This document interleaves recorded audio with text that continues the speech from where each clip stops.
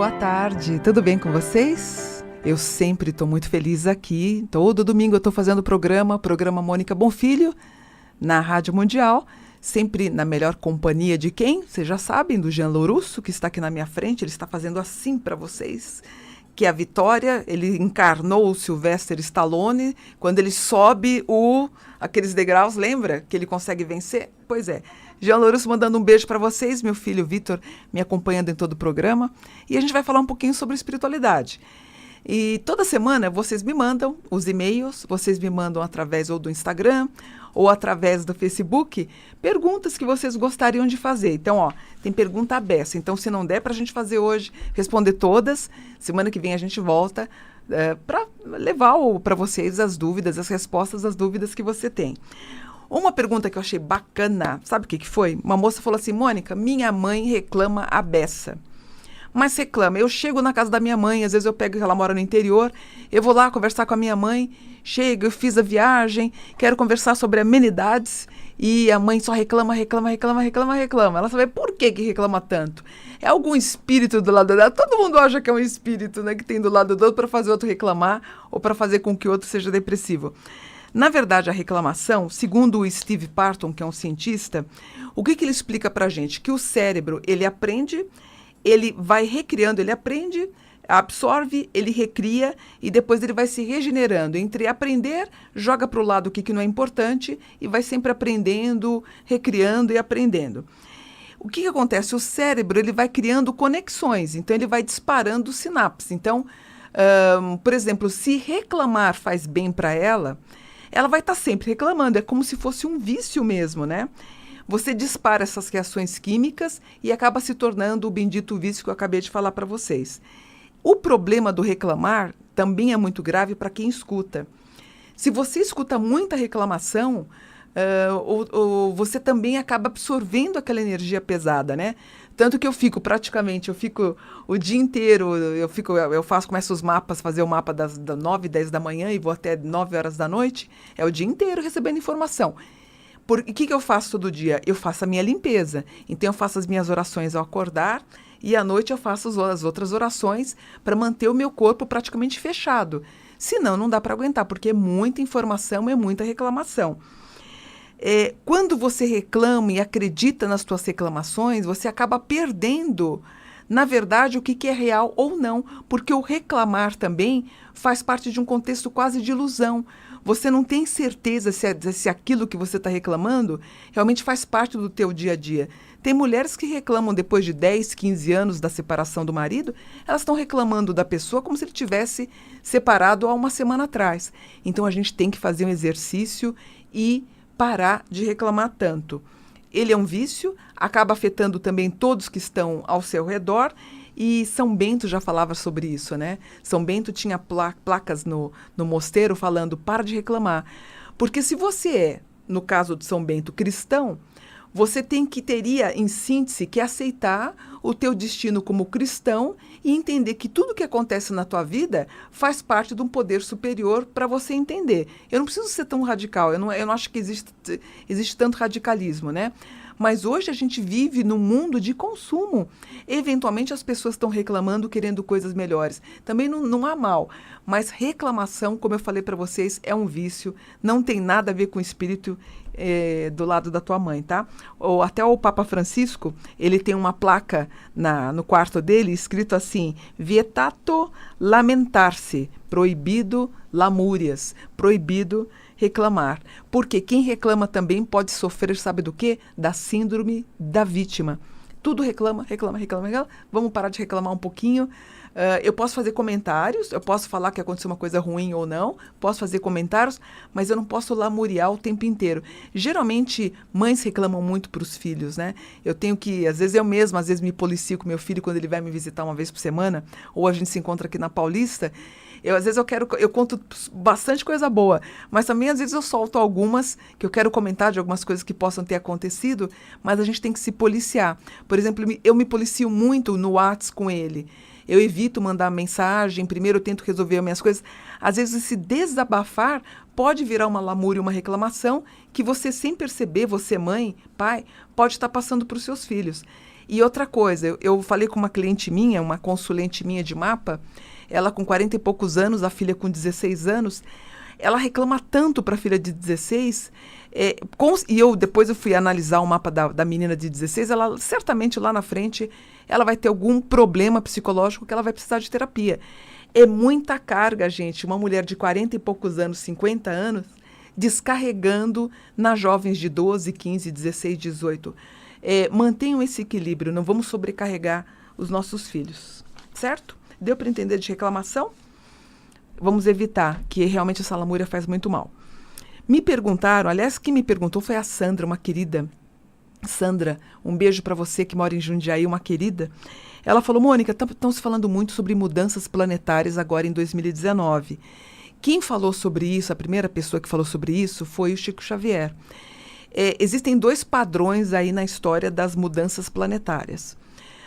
Acredita-se que nós vamos ter um mega problema mundial em 2019, e uns atentam à possibilidade de ser o Trump em guerra com a Coreia, que a gente pode ter um abalo tremendo que poderia estourar uma terceira guerra mundial que culminaria em 2019, ou que em 2019 seria o último ano que nós teríamos antes de um grande colapso mesmo. Quer dizer, a gente teria que ter essa frequência mais humanitária, essa frequência mais de paz espiritual, da paz, do equilíbrio, para poder superar esse grande desafio que foi que será em 2019. Me causa um pouquinho de medo e um pouquinho de receio, claro, porque o Chico também, ele falou, na verdade, na humildade, na simplicidade dele, o Chico havia previsto que um shopping seria destruído, ele não sabia se era um terremoto, e na verdade, quando ele previu, foi o acontecimento do World Trade Center. E ele diz a mesma coisa agora para 2019. Eu só acho o seguinte, 2 coisas, né? Se não vai vir por amor, infelizmente vai vir pela dor. E eu estava conversando com meu filho antes de entrar no ar, eu acho que o mundo está com muita testosterona, gente. O mundo está muito masculino e masculinizado. As pessoas querem poder a todo custo. Por exemplo, na minha opinião, eu não tenho nada contra governantes homens. Quando você tem, por exemplo, o Obama, ele teve um governo matricentrista, onde ele também deu oportunidade igual para homens e para as mulheres. Então, é a mesma coisa quando eu falo que eu sou feminista. Ser feminista não é sair em defesa das mulheres em poder mais do que os homens. Ser feminista também simboliza você querer e ter por igualdade homens e mulheres. Isso é ser feminista. Então, eu sou uma feminista. Você que está me assistindo e está me ouvindo também é. Ou o que a Rose Muraro falava, né, do matricentrismo, quando você tem igualdade entre homens e mulheres. Por exemplo, o governo Nossa, me fugiu o nome da África do Sul, do Mandela. Do Mandela com o do Obama, são bem característicos governos que respeitam essa igualdade. O Trump, pelo exercício dele que a gente está vendo, você acha que ele respeita a minoria? Claro que não. Você vê ele muita testosterona com as armas, com poder, com a guerra, colocando os imigrantes embora que voltem para o México. É um padrão, inclusive na minha previsão de mapa que eu fiz aqui na Rádio Mundial, no último ano do mandato dele, ele tem um Ares 11, que é possível que ele seja reeleito. Ou seja, ele vai jogar uma energia bem poderosa para os Estados Unidos, você vai ter todo mundo armado dos pés à cabeça. Então você tem essa institucionalização desse poder mais yang do que yin. Quando nós tivemos, por exemplo, um governo de uma mulher, quando nós tivemos a América Latina ou na Argentina, foi uma tentativa inconsciente de tentar amenizar esse padrão do militar. Que, aliás, eu fiz uma consulta na sexta-feira para uma moça que é militar. Ela falou para mim, Mônica, eu sou militar, mas eu não quero um presidente que use esse argumento para ser presidente. E ela ainda falou para mim, Deus me livre. É muito delicado. Eu acho que a gente fala muito do militar, da volta do militarismo, e o que nós precisamos, na verdade, é de um governo forte no legislativo, no executivo e no judiciário. Então, você tendo esses 3 pilares solidificados, você não precisa ter o militarismo, cada um na sua. Quando eu vejo brasileiros querendo um governo mais militar, quando eu vejo o Trump com poder, eu vejo a Coreia do Norte, a gente tem um Putin na Rússia, você vê que o mundo... Eu estava conversando com meu filho também antes de entrar, meu Deus, me fugiu o nome do presidente da França, o Macron. Ele falou, mãe, ainda não dá para saber o que ele vai fazer. Existem algumas sutilezas no governo dele que nos encantam, outras a gente não sabe o que vai acontecer. Mas enquanto a gente tiver muito governo com o homem, a gente pode ter problema com as mudanças planetárias em 2019. Eu acho sim, eu acho que a gente vai ter problemas em 2019 na culminância de uma guerra tremenda. E a gente teve a Somália, gente, com 300 pessoas mortas, pelo menos foram os últimos dados.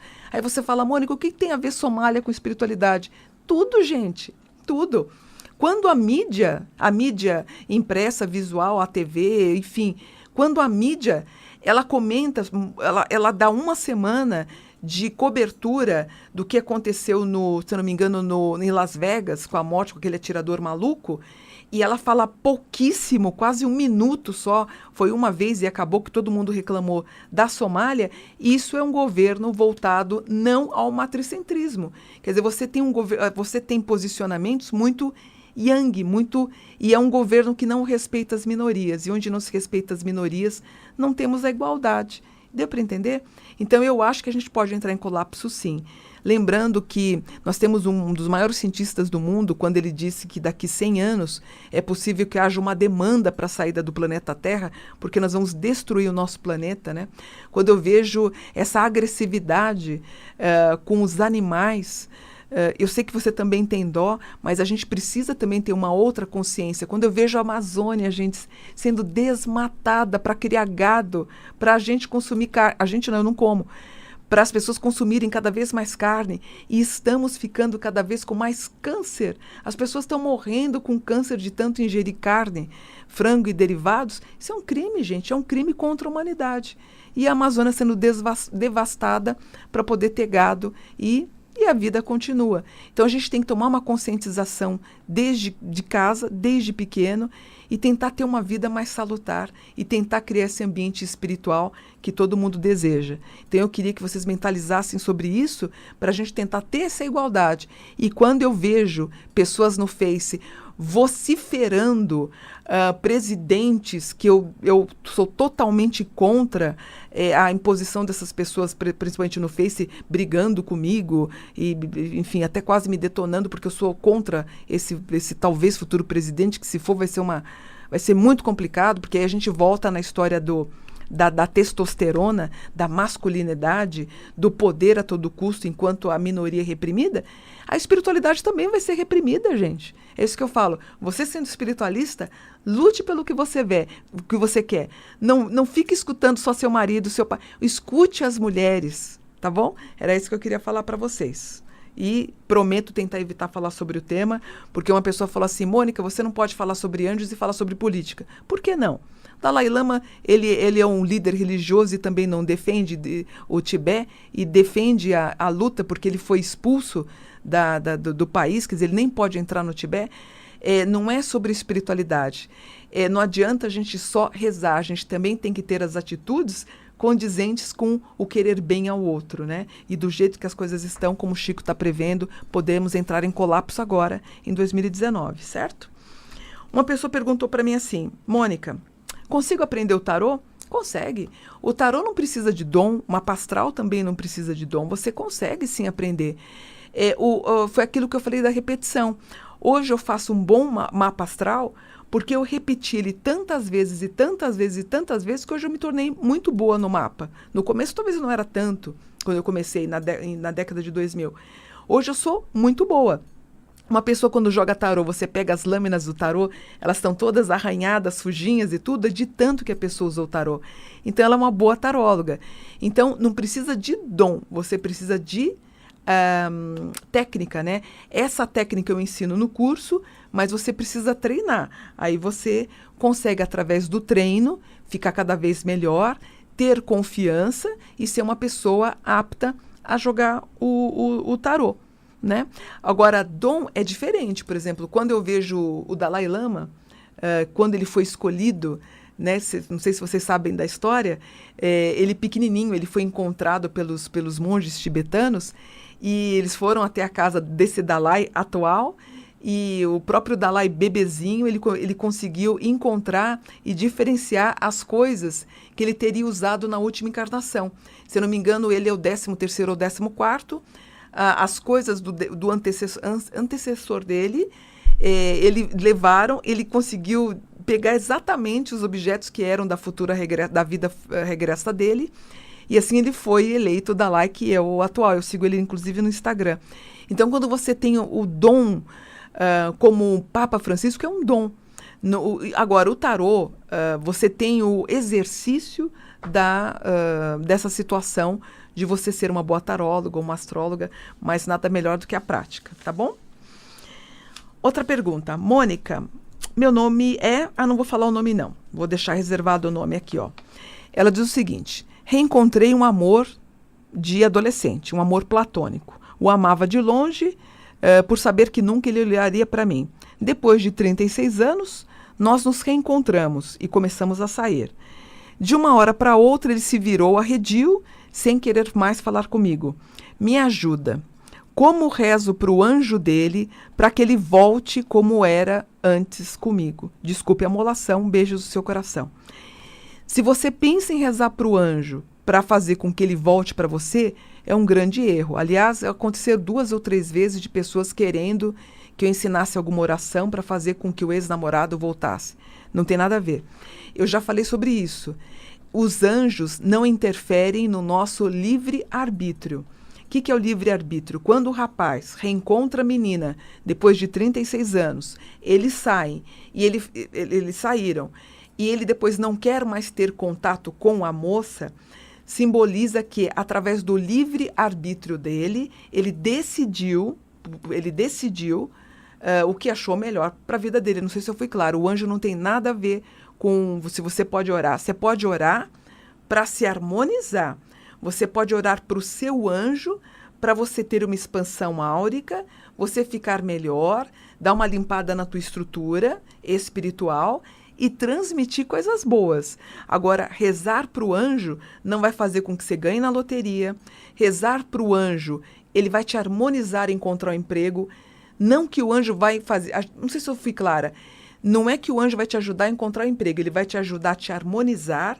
Essa harmonia vai fazer com que você seja simpático, junto, frente à pessoa que está fazendo a entrevista, e aí pode ter a empatia. Mas aí nós temos um outro fator. O que é? Você tem que ser muito bom no que está escrito no teu currículo e o que o entrevistador está querendo de você. É a mesma coisa quando, por exemplo, quando houve aquele problema da creche, que o rapaz jogou álcool e tudo mais, as pessoas perguntaram para mim: Mônica, o anjo não conseguiu parar essa pessoa?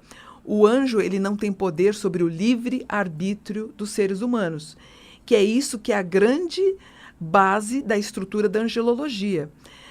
Os anjos não podem interferir tanto na questão da bondade e maldade, eles não podem. Que aí nós temos a questão de Lúcifer, de Satanás. Por que o bem existe, mas o mal, quando vem, ele vem e dá aquela chilinfrada na gente. A gente não tem poder sobre o livre-arbítrio das pessoas. O nosso anjo pode nos dar a estrutura para nos pacificarmos, termos essa estrutura mais serena e conduzir a nossa vida com serenidade. E toda vez que eu penso em ter uma explosão, eu penso que eu tenho um anjo da guarda pedindo para mim: Mônica, não faça isso. É claro que às vezes a gente perde a cabeça e em alguns momentos é muito ruim. Essa é a função do nosso anjo da guarda. Então ele vai nos preparando e dando insights para a gente se proteger e nos preparar. Ele nos protege como? Através da intuição. Mais ou menos como aconteceu no estado de Goiânia. Se eu não me engano, foi Goiânia, sim, que teve a morte do menino, o atirador, um rapaz de 13 anos, se eu não me engano, foi Goiânia. Depois vocês me corrigem se eu estiver errada. Que ele acabou matando, acho que 4 pessoas ou 5 pessoas, eu não sei, porque eu não assisti o noticiário nesse final de semana. Não sei como é que ficou isso, que ele sofreu bullying, que isso é terrível. E ele tão cansado de sofrer o bullying. E uma coisa que me chamou a atenção foi o pai de um dos meninos mortos, que ele fala: eu perdoo o atirador. E sabe o que me veio na cabeça? Talvez esse pai tenha instigado o filho a levar o tal desodorante para o rapaz e aquilo culminou nessa tragédia. Pode ter sido o pai numa brincadeira e ter falado, ó, comprei o desodorante para você levar pro menino para mostrar para ele parar de não feder tanto, enfim, isso é irrelevante. Quando ele fala daquele modo, eu sei que ele está tendo uma atitude evangélica ou cristã, mas ele também pode ter induzido numa brincadeira, a ter feito um comentário maldoso quando o filho comentou com o pai. Enfim, não estou aqui para julgar, eu não sou ninguém para julgar, mas eu já passei bullying quando eu era menina, sofri muito bullying. Teve um momento, o meu filho, junto com alguns amigos, com 4 amigos, tinha um rapaz que perturbava o tempo inteiro, tanto o meu filho como mais 3 amigos do meu filho. E um dia eu liguei para a direção da escola e falei, meu filho toda pequena, meu filho tinha 10 anos, esse menino vem dar uma rasteira nele e em outros amiguinhos, quando eles estão subindo a escada, é uma coisa muito desagradável. Eu falei para a direção, se vocês não tomarem uma providência, eu vou esperar na porta o menino, vou chamar a atenção dele e os pais não vão gostar. Eu não sei o que aconteceu, ou, na verdade, sei o que aconteceu, porque no outro dia parou a brincadeira, o menino nunca mais mexeu com meu filho e com os outros. Quer dizer, se também a gente não tem uma estrutura educacional para dar essa garantia de quem sofre o bullying ou quem sofre uma ameaça, alguma coisa, a gente tá tudo assim, eu acho que todo mundo tá ligando, sabe o quê? O botão do dane-se. Então, ou a gente começa a entender que bullying é uma coisa muito séria, eu volto a falar da tal testosterona, que é poder, poder, poder, poder, isso gera assuntos muito graves e muito sérios, e a condenação da espiritualidade. Quando a gente vê bancadas religiosas ganhando cada vez mais força, e eu vi uma cena de um senhor quebrando as imagens dentro de num espaço reservado de uma empresa dela, ela conseguiu filmar. Quer dizer, a gente precisa tomar uma atitude também, né? Senão essa minoria vai ficando cada vez mais sufocada e acaba tendo alguma participação negativa, porque chega uma hora que ninguém aguenta, né? As pessoas vão explodir. Então, vamos repensar em tudo isso, né? Foi uma semana pesada essa semana passada está sendo, como eu falei para vocês, toda semana eu posto no Face, nós estamos solidários às famílias das pessoas que estão mortas. Eu postava isso uma vez por ano, há 5, 6 anos atrás, eu estou postando essa nota de lamentação uma vez por semana. Senão não vai ter jeito, gente. Então, vamos nos unir mais, sermos mais solidários, vamos amar uns aos outros, como disse Jesus. Senão a gente vai entrar realmente em colapso, como o Chico está falando e outras religiões estão falando. A gente tem que se unir mais em amor, tá bom? E para terminar rapidinho, eu recebi eu não assisto Faustão, aliás, na verdade eu fico domingo aqui na Paulista, então eu não assisto Faustão. Mas ele, inclusive, ele fez uma piada aí sobre o anjo da guarda. Ele falou assim, anjo da guarda não serve para nada, inclusive falou um palavrão. Muito chato, né, Faustão, o que você fez? Algumas pessoas que estudam sobre angelologia quiseram e pediram a ele para ele fazer um comentário dizendo que ele estava errado no que ele fez. Isso foi em outubro. E não tenho nada para falar. Vou falar o quê, né? Um homem que ganha 5 milhões por mês, mais os dividendos que ele tem junto à publicidade, realmente ele não deve estar precisando do anjo da guarda. Mas você pode ter certeza que as pessoas que estão na Somália, os familiares que estão passando fome, que estão na África, as pessoas que estão em hospitais pedindo pela cura da família, da pessoa que está acamada, elas acreditam no anjo. Lembrando que nós temos mais de 300, 400 menções sobre o anjo da guarda na Bíblia. Até mesmo Jesus se deixou auxiliar pelos anjos quando ele estava no Getsemane, quando ele pede para afastar aquele cálice e o anjo veio amparar Jesus.